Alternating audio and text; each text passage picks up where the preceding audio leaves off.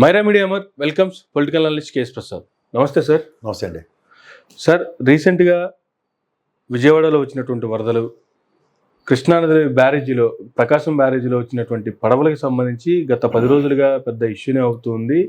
రీసెంట్గా అది వైసీపీ వాళ్ళకి సంబంధం లేదు అనేటువంటిది అవి టీడీపీ నాయకుడికి సంబంధించినటువంటి బోట్లు అనేది ఎస్టాబ్లిష్ చేశారు వైసీపీ వాళ్ళు. నిన్నటి వరకు వైసీపీ వాళ్ళే అవి బోట్లు పంపించి ఉంటారు. ఎందుకు అంటే ప్రకాశం బ్యారేజ్ని డ్యామేజ్ చేయడానికి, తద్వారా ఇంకా ఫ్లడ్స్ని ఎక్కువ చేయడానికి అనేటువంటిది సాక్షాత్తు చంద్రబాబు నాయుడు గారు కూడా 1-2 సందర్భాల్లో ప్రస్తావించినటువంటి పరిస్థితిని చూసాం. ఏం సార్ అసలు ఈ బోట్ల అంశానికి సంబంధించి ఎలా చూడాలి, దీనికి సంబంధించి ఏం చెప్తారు సార్? ఒకటి మాత్రం నేను ఒక విషయం ప్రజలకు చెప్పాలండి. అందుకే ఒక తప్పుని కప్పిపుచ్చుకోవడానికి సార్ అనవసరంగా ఇంకో 100 తప్పులు చేయవలసి వస్తుంది. మనం 4 రోజులు బట్టి కంటిన్యూస్గా మాట్లాడుతున్నాను. Yes sir. ఇప్పుడు ఒక చిన్న ప్రజలకు అర్థమయ్యే భాషలో ఎప్పుడు చెప్తాను కాబట్టి నేను అదే రిక్వెస్ట్ చెప్తాను. నా పేరు మీకు తెలుసు, కేఎస్ ప్రసాద్ కాదంబరి. Yes sir. కాదంబరి అనేది ఒక నౌన్. సో దాంట్లో ఇప్పుడు ఆ కాదంబరిని ఎవరినో ఆవిడని ఎక్కడి నుంచో తీసుకొచ్చారు, నాకు ఆవిడకి ఎక్కడో సొట్టరికాయలు అంటగట్టి ఏదో మాట్లాడారు అనుకోండి, అది ఒక చర్చ పక్క నుంచి జరుగుతుంది అనుకోండి, నాకు అందులో వాట్ ఐఎమ్ కనెక్టెడ్. అంతేగా. అలాగే తెలుగుదేశం పార్టీ ఆఫీస్ మీద దాడి జరిగింది. దేవినేని అవినేష్ని ఫిక్స్ చేస్తున్నారు హైకోర్టునో లేకపోతే సుప్రీంకోర్టుకి బెయిల్ తిరుగుతున్నాడు. ఇటు తిప్పి దేవినేని ఉమ్మగారికి కూడా ఆయనతో సంబంధాలు ఉన్నాయని చెప్పి ఒక వార్త నడుస్తుంది అనుకోండి ప్యారల్గా. అది ఎంతవరకు సమంజసం? ఎందుకంటే ఉమ్మగారి యొక్క కమిట్మెంట్, ఆయన పార్టీ పట్ల ఆయనకున్న చిత్తశుద్ధి, ఆయన వ్యక్తిత్వం, ఇవి అసలు ఎవరైనా మాట్లాడతారా?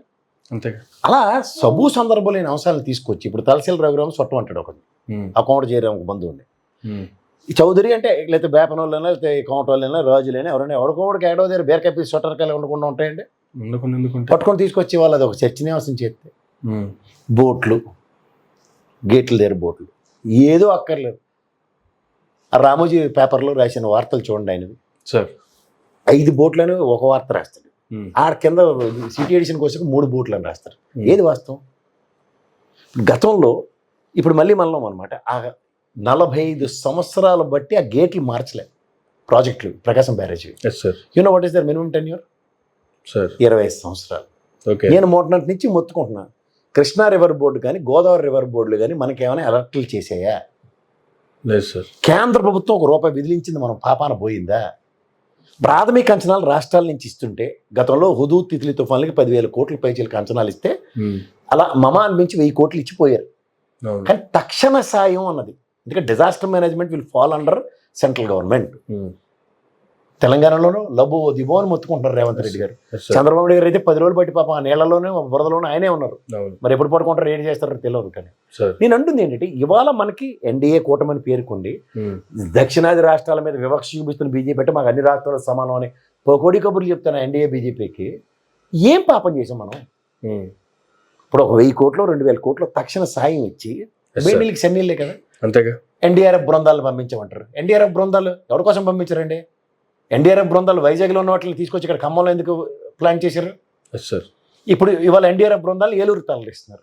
నిన్న శానిటరీ వర్కర్స్ నారాయణ గారు పొలవమని మొత్తం రాష్ట్రంలో ఉన్న వాళ్ళందరినీ తీసుకొచ్చి రిపోర్ట్ చేయమని విజయవాడ క్లీన్ చేయడం మొదలెడితే ఇవాళ ఏలూరు దిగువ ప్రాంతం ఏది కృష్ణలంక అవన్నీ ముంచిపోయి ఉత్తరాంధ్ర దాకా మునిగిపోయి ఉంది. మరి ఈ 10,000 మంది వర్కర్లు ఎన్నిసార్లు ఎక్కడ తిప్పుకుంటూ ఉంటారు? నాకు తెలిసి ఏలూరు నుంచి నేను చెప్పాను కూడా, ఏలూరు నుంచి వచ్చి విజయవాడలో పనిచేస్తున్నారు శానిటరీ వర్కర్స్. వాళ్ళ పరిస్థితి అక్కడ. సో ఇక్కడ ఒక డిజాస్టర్ సిచ్యువేషన్ని మెజరబుల్ ఫెయిల్యూర్, కోఆర్డినేషన్ ప్రాబ్లం నిన్నటి నుంచి చెప్తున్నా. ఇప్పుడు ఈ గేట్ల విషయం మాట్లాడుతున్నారు, ఈ పడవలు అడ్డు పెట్టి వాడు ఎవడెవడు చుట్టం అయితే ఏంటి? ఒక మీడియా ఏమో తెలుగుదేశంతో లోకేష్ గారితో పక్కన పెట్టి బొమ్మలు, ఇంకో మీడియా బోట్లకి రంగులు ఉన్నాయి. జాతీయ జెండాలో కూడా గ్రీన్ రంగు ఉంటుంది, వేసేస్తారు అందరికీ. అసలు బోట్ల రంగుల మీద మాట్లాడుతున్న బుర్ర తక్కువ బ్యాచ్ ఎవరో ఒకసారి ఆలోచించుకోమనండి. నిజంగా చెప్తున్నాను, ఆ గేట్ల యొక్క కెపాసిటీ నేను ఇందాక చెప్పినట్టు 20 సంవత్సరాల పైసలకి ఇంకా ఎక్సెస్గా దాన్ని వాడుతున్నప్పుడు గేట్ల రీప్లేస్మెంట్ లేవి. ఇది ఎవరు బాధ్యత? ఈ కృష్ణా గోదావరి రివర్ బోర్డుల యొక్క బాధ్యత. వాళ్ళు బాధ్యతలు వెచ్చపరించి చచ్చారు. ఇప్పుడు ఉదాహరణకి ఆ టెరిటరీలో ఉన్న బోట్లకి ఆ గ్రామాల్లో ఉన్న వాళ్ళకి అలర్ట్లు ఏమైనా ఇచ్చారా కనుక్కోండి. ఇప్పుడు తాళ్ళతో కట్టారా, స్టాప్లర్ లేసి పిల్లలు వేసారా, ఇవన్నీ మాట్లాడుతున్నారు కదా. ఇప్పుడు నిజంగా పైనుంచి ఎంత వాటర్ వస్తుంది వీళ్ళు ఎవరికి క్లూవే లేదు. క్లూలెస్ సిచ్యువేషన్స్లో ఒక బోట్లు అనగానే ప్రతి దాన్ని ఒక డైవర్టింగ్ పాలిటిక్స్. ఇప్పుడు చర్చ అంతా బోట్లు, నందిగం సురేష్ దట ఈ టాగోని తల మీద చర్చ చేపాలి. ఎవడికి కావాలి మీ చర్చ? ముందు ఇలా పీక పట్టుకొని లేపండి ఒక్కొక్కడిని. సార్ తమాషాలుగా ఉంది ఒక్కొక్కడికిను. మంత్రుల మధ్య సమన్వయం లోపం. బాబు బో అంటే ఏంటి తెలుసా? సార్ చంద్రబాబు నాయుడు గారు 24 గంటల కష్టం, బుడమేరు వాగు, బోట్లు. ఇదే చర్చ. ఆ ఛానల్లో ఏమో చంద్రబాబు గారికి తెలియకుండా పవర్ ప్లాంట్ ప్రాజెక్ట్ పెట్టేసాం మేమే. రే ఏడన్నారు, ఎవడికో చెప్తారు ఈ చెవులో బులెటిన్లు. ఈడేమో డీఈతో సీఈతో మాట్లాడించగానే లటక్కన ఆ ఎమ్మెల్యే గారిని తీసుకొచ్చేసారు. ఆయనతో రాత్రంతా మేము వెళ్ళి తిరగలు తిప్పినట్టు తిప్పి ఆ గేట్లు లేపామట. ఏంద్రీ ఇది, ఏంద్రీ ఈ పెట్టకథలు? ఎన్నాళ్ళు చెప్పి కాలసేపాలు చేస్తారా? ఎప్పుడో ముసలోళ్ళు వెళ్ళి అరికథలు అవి వినివారు అక్కడికి వెళ్ళి, గుళ్ళంపట గోపురాలంపట తిరుక్కుని. అలాగే ఈ ప్రజలందరినీ ఎంత ఎరిబోగులలో అనుకుంటున్నారా? అంటే పెద్దాన్ని టింగ్ అని అట్టుమడతెట్టినట్టు అవతల పక్క ఇంకో చర్చ పెట్టేస్తే దాని మీద చర్చించి ఈ మధ్యలో ఒక ముసీలు వాళ్ళని కూర్చోపెట్టి చంద్రబాబు నాయుడు గారి అపారమైన అనుభవం భజన. అరే ఈజ్ ఎ క్రైసిస్ మేనేజర్. అలాంటి ఆయనకి కూడా బుర్ర పని చేయకుండా చేస్తున్న మీ అందరికీ 2 దండాలు రా బాబు. సార్ ఎప్పుడైనా గంతకు తగ్గ బొంత అని ఇంట్లో సామెత ఉంటుంది. గంతకు తగ్గ బొంత ఆయనకి దొరకనప్పుడు వచ్చి తిప్పలు ఎలాగోనే చూడండి సార్. లోకేష్ గారు నడుచుకొచ్చిన 67 గంటలు బట్టి నేను పడుకోలేదు సార్. అదే పెద్ద మనిషి ఆయన.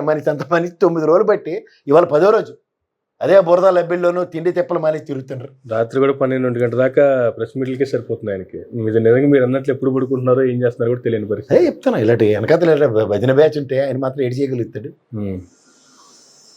వీళ్ళు పొక్కలైన లెక్కి ప్రతివాడు తిరుగుతున్న శ్రద్ధ.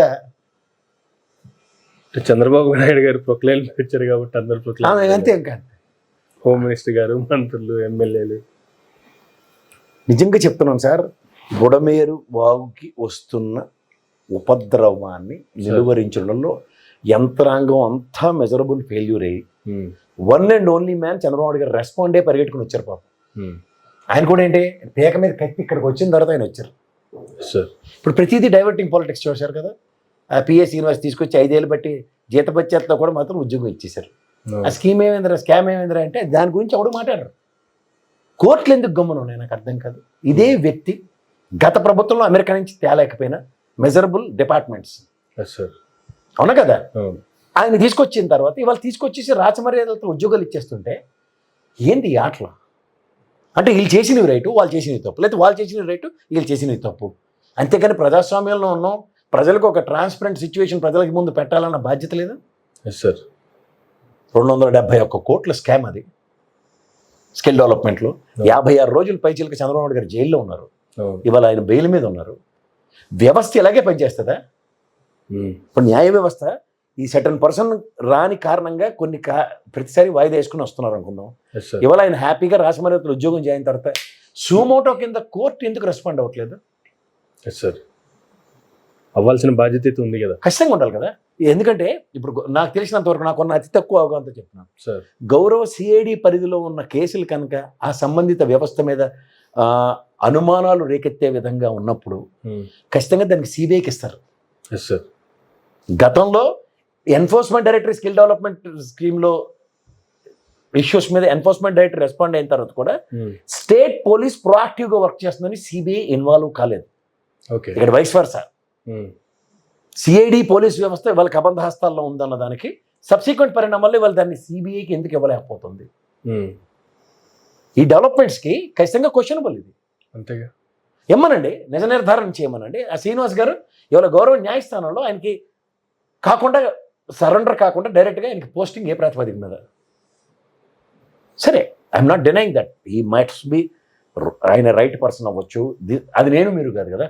ఒక అభియోగం మోపబడిన ఒక వ్యక్తికి, చంద్రబాబు గారు లాంటి వ్యక్తికే 56 రోజుల తర్వాత ఆయనకి బెయిల్ వస్తే ఇతను కనీసం జైలు అన్న మాట కూడా లేకుండా ఇతని చుట్టే సెంట్రిక్గా 241 కోట్ల ట్రాన్సాక్షన్ జరిగిందన్న ఉదంతం తెలిసిన తర్వాత ఇవాళ ఏమీ కాకుండా అంటే వ్యవస్థలో ఎవరు ఎలా అంటే వీళ్ళని వాళ్ళు వాళ్ళని వీళ్ళు 16 నెలల జైల్లో ఉండి బెయిల్ మీద వచ్చిన వ్యక్తి నువ్వని, 56 రోజులు జైల్లో ఉండి బెయిల్ మీద వచ్చిన వ్యక్తి మీరని, ఇన్ ద సేమ్ సినారియోలో సంబంధిత వ్యక్తులందరూ ఆనాటి ఐఏఎస్ ఐపీఎస్ ఆఫీసర్లందరికీ ముక్తి దొరికింది కాబట్టి ఈనాటి పిఏలకి వీళ్ళకి కూడా ముక్తులు దొరుకుతున్నాయి అంటే చట్టాల మీద వ్యవస్థల మీద ఎవరికి గౌరవం ఉంటుంది?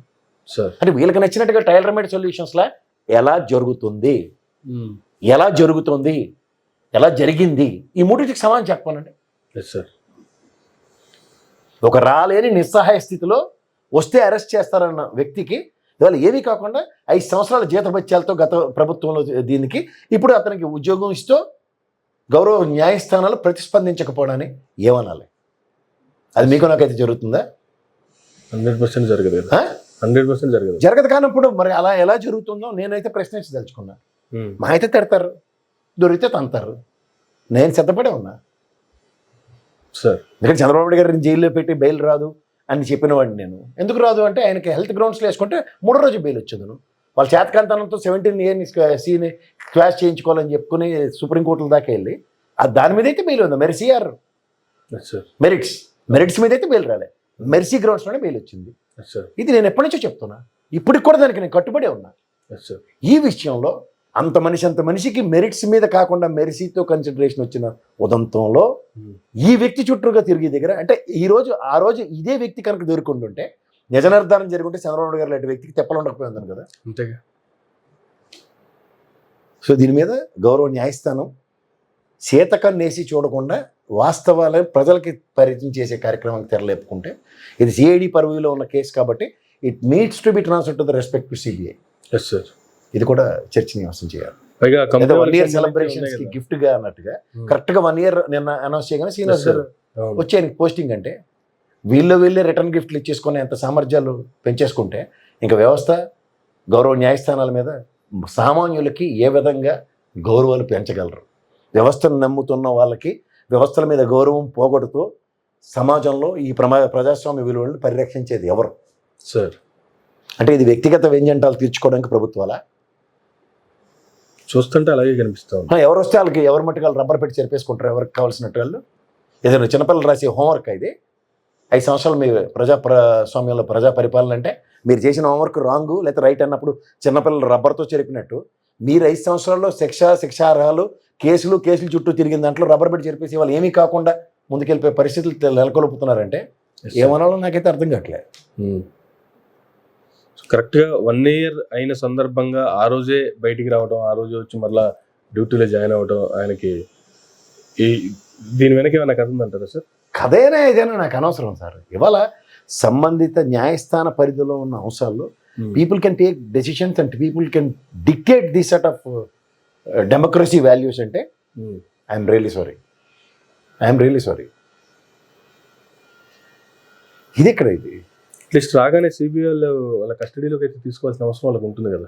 ఆబ్వియస్గా ఉండాలి. నిన్నటి వరకు దొరకలేదు, ఎక్కడ ఉన్నారో తెలియదు, తీసుకొచ్చే పరిస్థితి లేదు అని చెప్పినటువంటి సమాధానం ఇచ్చిన అదే డిపార్ట్మెంట్ ఈరోజు స్టేట్కి వచ్చినప్పుడు లేదా స్టేట్లో ఎదురుగా కనిపిస్తున్నప్పుడు అట్లీస్ట్ విచారణ చేయాల్సిన అవసరం అయితే ఉంటుంది కదా. ఆబ్వియస్గా అసలు first needs to be produced with respect to court కదా. అంతే కదా. ఆ తర్వాత మీరు సంబంధమే లేనట్టు ఆ చార్జ్ షీట్లో ఆయన పేరు ఉంది. మెయిన్ అతను దొరకనే కదా చంద్రబాబు నాయుడు గారు 2 రోజులు ఉండాల్సి వచ్చింది కూడా. మరి దీని మీద అయితే నాకు తెలిసి గౌరవ సిఐడి గౌరవ న్యాయస్థానం ప్రతిస్పందించవలసిన విషయం అయితే ఉంది.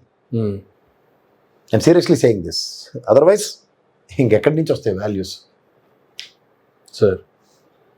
ఇదే చంద్రబాబు నాయుడు గారు గౌరవ న్యాయస్థానం నువ్వు వెళ్ళి సరెండర్ అయ్యి అక్కడ బెయిల్ తీసుకుంటారా, I take care of the rest all అని చెప్పి మాట్లాడినా గౌరవం ఉంటుంది. అంతేగా. డైరెక్ట్ ఏంటి ఇంకా బాబు గారి మీద గౌరవం పెరుగుతుంది.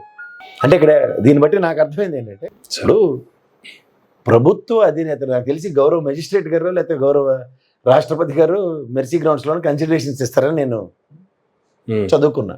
కానీ ఇక్కడ వైస్ వర్సా ప్రభుత్వ అధినేతలు according to their whims and fancies can drive ఇది ప్రశ్న.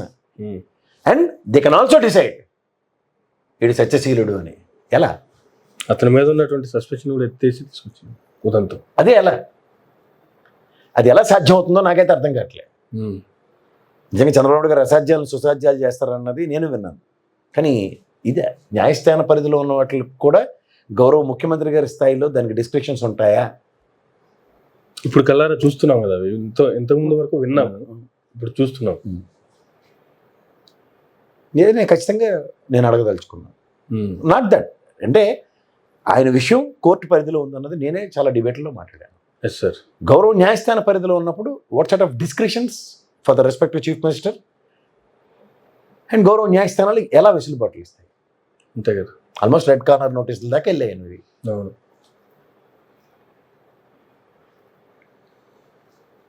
సో ఏం చెప్తారు సార్ ఫైనల్లీ? ఇందులో చెప్పడానికి ఏం లేదండి.